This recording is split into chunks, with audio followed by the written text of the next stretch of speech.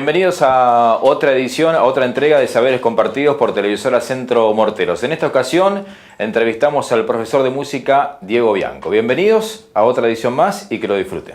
Bienvenido a Saberes Compartidos, Diego. ¿Cómo estás? Muy bien, muy bien. Bueno, me alegro. ¿Cuántos años ya hace que estás con la música y puntualmente como profesor de música? Con la música, estoy relacionado con la música desde que nací, prácticamente. Desde muy chiquito.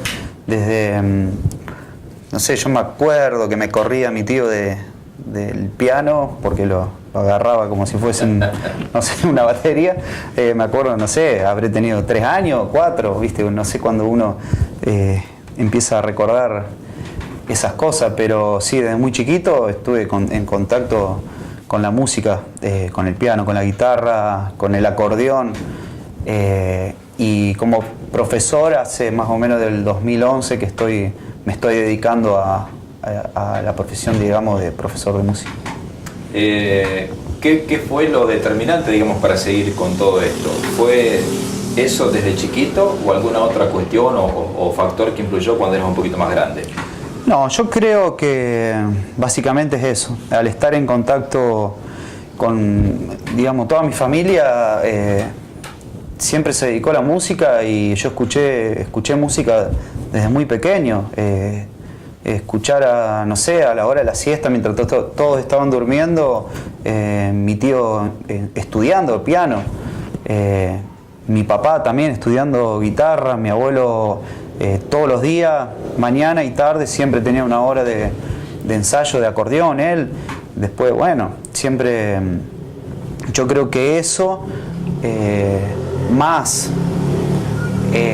la época de adolescencia, que uno empieza a interesarse un poquito más por un estilo u otro, y bueno, y querer dedicarse a algo en su vida, tener una carrera, me hizo a que yo me decidiera, digamos, por la música.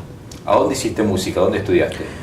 Bueno, yo estudié, bueno, como desde los 10 años, digamos que me aboqué al estudio de piano con una profesora, una excelente profesora, que ahora no sé bien dónde está, perdí todo contacto, pero la última vez sé que estaba en Rusia tocando para un ballet ruso, que era una profe de Santa Fe, que vivía acá, Mabel Brusuti, que bueno, yo creo que ella me marcó, digamos,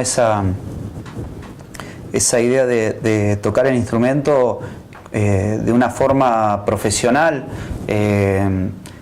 haciéndolo de una forma correcta, usando una técnica, que yo recuerdo que era chiquito y durante 2 años me estuvo ahí martirizando, no sé cómo decirlo, con la posición de la mano, que yo decía dentro de mí, ¿no? ¿Para qué hacer esto? Y bueno, uno después de grande se da cuenta que es fundamental, ¿no? Como toda disciplina, es muy fundamental la técnica. A veces suele pasar también, vos decías recién, ¿para qué hacer esto? Creo que puede pasar con el solfeo, por ejemplo, ¿no? Ni hablar. ¿Te pasa, sí. por ejemplo, que vienen chicos a estudiar, a tocar, y cuando llega el solfeo es una cosa? Sí, a mí particularmente, yo cuando arranqué con la música, es como que me inculcaron eso, como que era muy necesario, y nunca tuve esa reticencia, o claro, nunca le dije que no. Si bien me costaba querer hacerlo, me costaba gustar, que me gustara, siempre lo hice porque entendí que era muy necesario. Y bueno, hoy en día los chicos, la mayoría, yo te diría que la mayoría lo acepta, pero bueno, hay un periodo donde uno por ahí se cansa, y ahí es fundamental la presencia de los padres.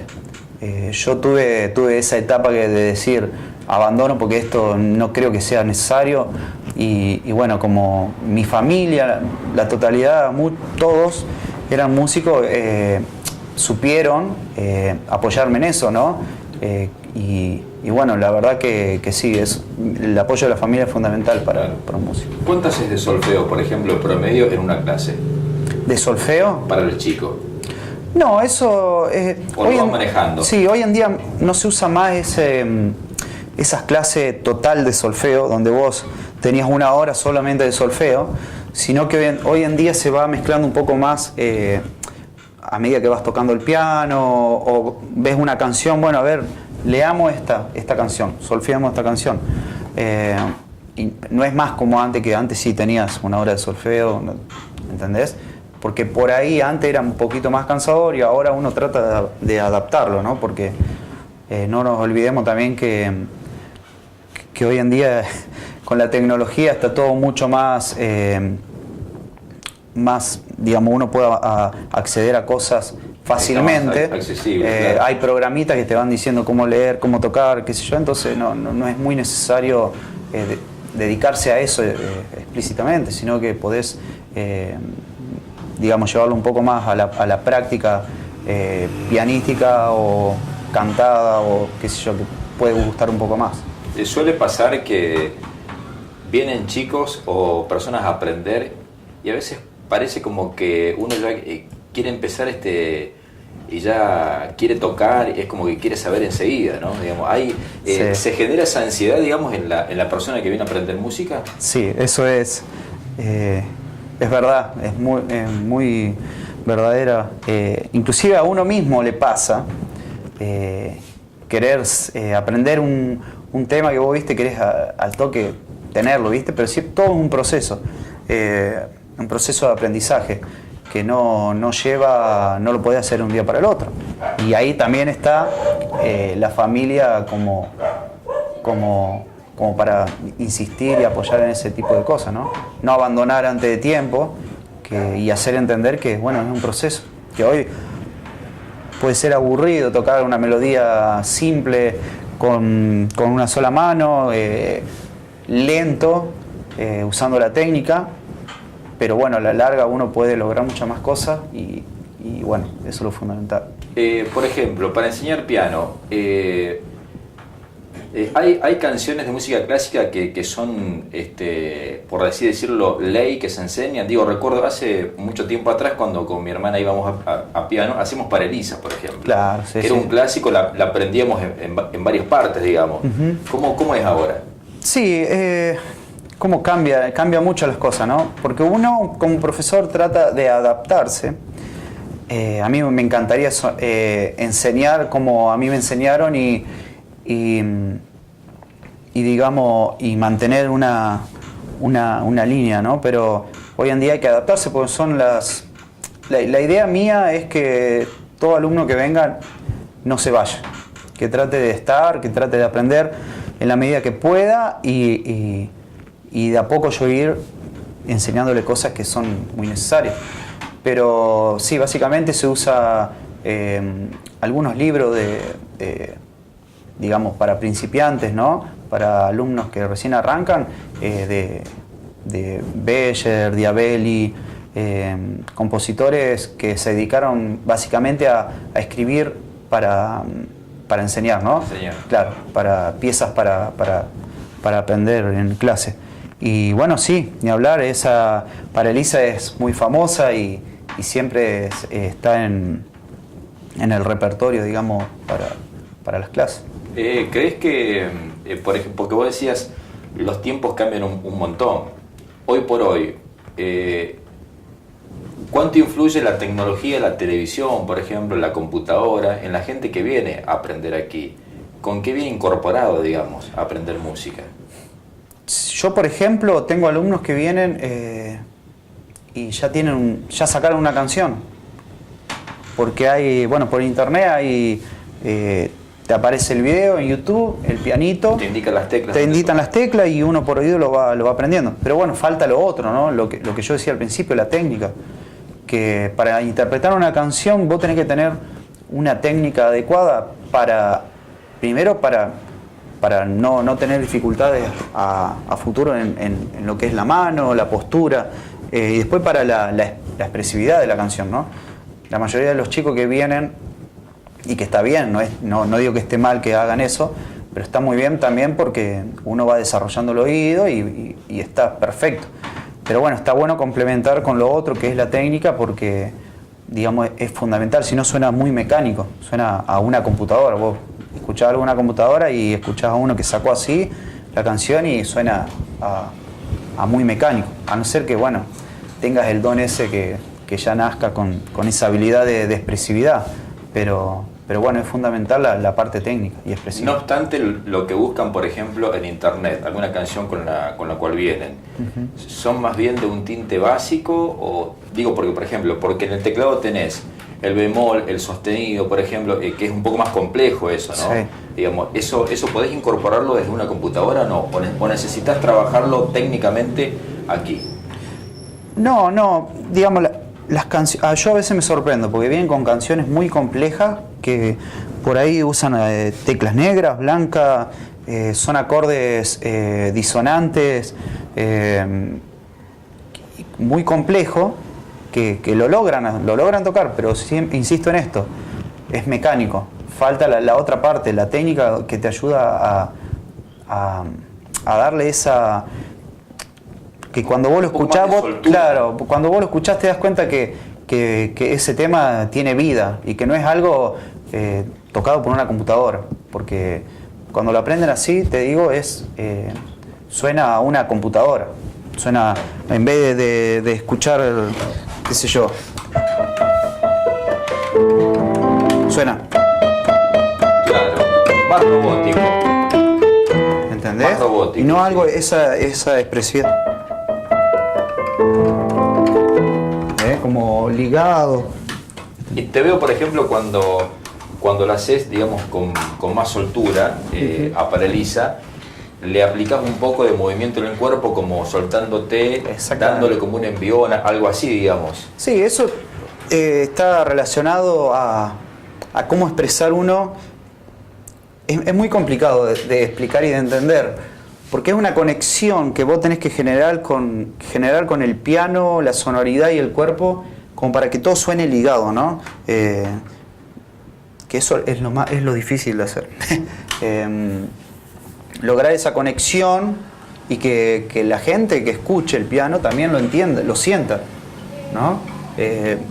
Hay canciones que vos decís, la cantó tal y no me gustó, la cantó y realmente la sentí, ¿no? Es porque está esa conexión que el músico la siente y el público también la siente. Para tu gusto, por ejemplo, veo que aquí en el estudio tenés un piano vertical también y que es eléctrico, pero ¿tenés alguna preferencia por el tipo de teclado, digamos? ¿Depende del lugar, por ejemplo, donde tocas? Sí, a mí me encantaría, que algún día lo voy a tener, porque soy muy así, cuando quiero algo lo consigo.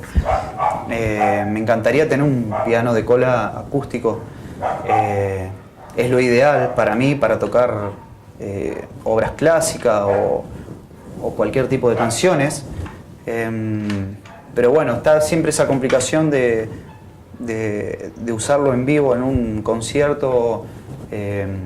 No te digo un concierto clásico, sino un concierto de banda, donde haya, o de rock o de folclore, el tema de la amplificación de un instrumento acústico, que es mucho más complejo, más complicado.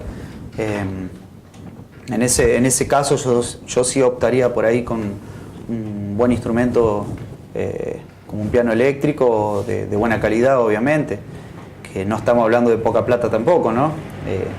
Un instrumento eléctrico de buena calidad, estamos hablando de 200.000 pesos, son muy caros. Muy caro. Y ni hablar el instrumento acústico, que también son cifras muy altas. Y después, con el paso del tiempo, también le conlleva un mantenimiento, gente especializada que se dedica a eso. Sí, eso ni hablar, y con el paso del tiempo uno también se va poniendo cada vez más exigente con el instrumento que tiene y bueno, siempre hablábamos entre los músicos que es algo de nunca terminar, que siempre querés tener un instrumento mejor y a lo mejor el que tenía era mejor que este, pero bueno, vos querés cambiar porque querés buscar nuevas sonoridades y bueno, experimentar. Siempre el músico... Que fue pasando con la música, ¿no?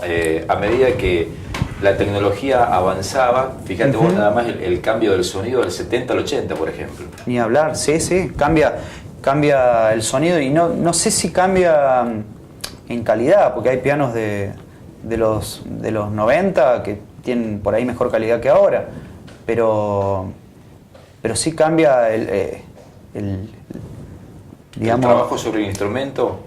El trabajo sobre el instrumento, ni hablar, pero sí cambia mucho el tipo de qué sé yo, un piano de hoy en día no pesa nada, los de los 90 por ahí pesaban 50 kilos, qué sé yo. Y van haciendo cosas cada vez más livianas, más simples. Pero bueno, igual sigue habiendo, se siguen creando cosas muy buenas, con mucha calidad. Aquí en el estudio, por ejemplo, además del piano, ¿qué otros instrumentos estás dando? No, yo acá en mi casa estoy dando, bueno, canto y piano. ¿Y piano? Exactamente, sí. Por una cuestión de, tengo muchos alumnos, ya sea acá en mi casa con particular o en el centro cultural o en otros talleres también, por ejemplo en Miñón. Y en preferencias musicales, por ejemplo, te encontrás con gente que viene con qué géneros, por ejemplo, que está hoy de moda, ¿hay algún clásico? Sí, no, la mayoría de los alumnos es la música que está de moda.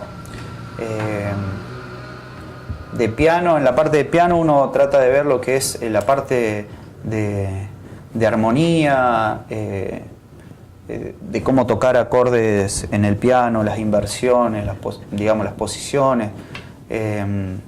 Y uno trata siempre de dar, o sea, yo siempre digo, un poco lo que vos querés y un poco lo que a mí me interesaría que vos aprendas. Entonces, en base a eso vamos trabajando. Claro. ¿Te gusta cómo suena, digamos, por ejemplo, este eléctrico suena bien, igualmente tenés un vertical en el estudio, y que imagino que por los años que tiene suena excelente también, ¿no? Suena muy bien, ahora está un poco desafinado, tengo que ponérmelo a afinar. Digamos, el piano, son dos cosas diferentes, ¿no? El piano acústico tiene, lo que suena un piano acústico nunca lo podés reemplazar por un piano eléctrico. Claro. Podés hacer lo más similar posible, pero nunca va a ser igual. Claro. Si aprendiste tocando un piano vertical, posiblemente te quedás toda la vida con un piano acústico así, ¿cierto? Ni hablar, sí. Obviamente hay diferentes tipos de piano, de marcas y de calidad. Hay pianos acústicos que por ahí no son buenos y ahí preferís tocar un eléctrico por una cuestión de peso, de afinación. Pero siempre que tengas un piano acústico a la hora de tocar, va a ser mejor, siempre. Bueno, aplicás tu música también, lo hemos visto, lo hemos escuchado en obras de teatro. ¿Te gusta mucho eso? Sí, me gusta mucho. Yo a veces me pongo a pensar y me gusta todo. Hacer todo lo que esté relacionado a la música me gusta siempre. Hace 3, 4 años que empezamos con mi hermano con esto de la obra de teatro y creo que en el 2016 fue la primera obra a la cual le pusimos música en vivo, armando una banda y que bueno, la verdad que está muy bueno. Nunca lo había hecho, era la primera vez de tocar con una banda en una obra de teatro y inclusive acá en la zona no se veía tampoco, no se ve hasta hoy en día, y bueno, la verdad que está muy bueno, una experiencia muy linda. Pero a su vez tampoco es tan sencillo. No es sencillo porque uno trabaja primero con los actores no se dedican a cantar, claro. Entonces uno tiene que trabajar eso. Los tiempos también. Exactamente, los tiempos de la obra de teatro son cronometrados, digamos, y vos tenés que estudiar, tenés que saber toda la obra por los momentos y bueno, la sincronicidad esa que necesitas es bastante complicada. ¿Qué preferencias musicales tenés? ¿Qué escuchás? También, de todo. Me gusta mucho el folclore, porque también lo adquirí desde muy chico. Me gusta mucho el rock nacional, porque lo adquirí en mi adolescencia, y lo clásico, porque lo adquirí en la academia, cuando estudiaba en Rafaela, en la Escuela de Remo Pignoni, y después, bueno, en Córdoba, en la Facultad de Arte, en la licenciatura. También vimos la mayoría de la carrera se basa en la música clásica. En cuanto a músicos que pueden ser de cualquier género y cualquier época, por ejemplo, y vos como músico, analizás, digamos, cuando escuchás, digamos, viste que hablábamos de, parece como que hay instrumentos de ciertos músicos que uno los identifica fácilmente, ¿no? Es decir, por ejemplo, el piano de tal, vos sabés que suena, y es decir, este es el piano de tal. Sí, eso es verdad. Uno cuando escucha, y más cuando sos afín a un a un intérprete, me refiero más a lo que es el rock nacional, que por ahí se ve mucho, vos te das cuenta que bueno, este piano, esta música que suena es de tal por el sonido del piano. Y no, bueno, por ahí no pasa tanto en la música clásica porque un intérprete puede estar tocando en un piano hoy, en un piano mañana, pero sí el músico de rock, donde ya, digamos, tiene un sonido característico, ¿no? Vos te das cuenta. Inclusive en el tipo, en la forma de tocar o de hacer sus canciones, te das cuenta que es de tal o de tal persona, de tal autor. La gente que te visita, los chicos que vienen, ¿hay una preferencia más por el canto hoy por hoy, o por el piano, o por igual? Más por el canto, yo diría. No sé si es por una cuestión de gusto, sí, por una cuestión de... Por ahí, digamos, el instrumento es fundamental para un pianista. Si no tenés el piano, es medio complicado. Al principio sí puede ser, pero cuando ya estás 1 año o 2 estudiando, si no tenés un piano no puedes ensayar, no puedes practicar. Y la voz no, la voz la tenemos todo y más allá de que uno cante mejor que otro o le salga mejor, todos tenemos la posibilidad de cantar. Y sí, la verdad es, digamos, lo que yo llevo como profesor, siempre tengo un 70% de canto y el resto de teclado, de piano. Como músico, ¿tenés algún proyecto, por ejemplo, a futuro que siempre lo pensás, que te gustaría cumplir, que a lo mejor es un tanto complicado hacerlo, parece un tanto lejano, pero que puede darse? Sí, siempre hay proyectos y no creo que me sea imposible porque ya está bastante gestado el proyecto. La idea es, bueno, a mí me encanta mucho también dirigir coros, dirijo coros. Y bueno, ahora estamos haciendo con el coro municipal de Morteros, armando obras de rock y otros estilos musicales también, a la cual incluye solista, banda. Es el comienzo de un proyecto, de algo que quiero gestar a futuro, que es armar un repertorio con orquesta, digamos, una orquesta sinfónica, que bueno, ya estoy viendo. Ya tengo contactos, estuve hablando con algunos profes que yo tenía en la facultad, que están también en el Teatro del Libertador, que se dedican son copistas y arregladores de la orquesta, y bueno, la idea es hacer eso a futuro. Pero lo complicado es que acá en Mortero no hay músicos como para formar una orquesta sinfónica. ¿Haría falta alguien de conservatorio, por ejemplo, básicamente?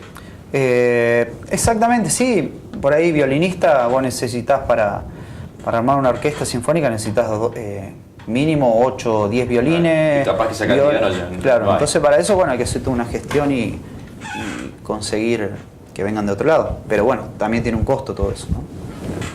Así que ese es uno de los proyectos futuros.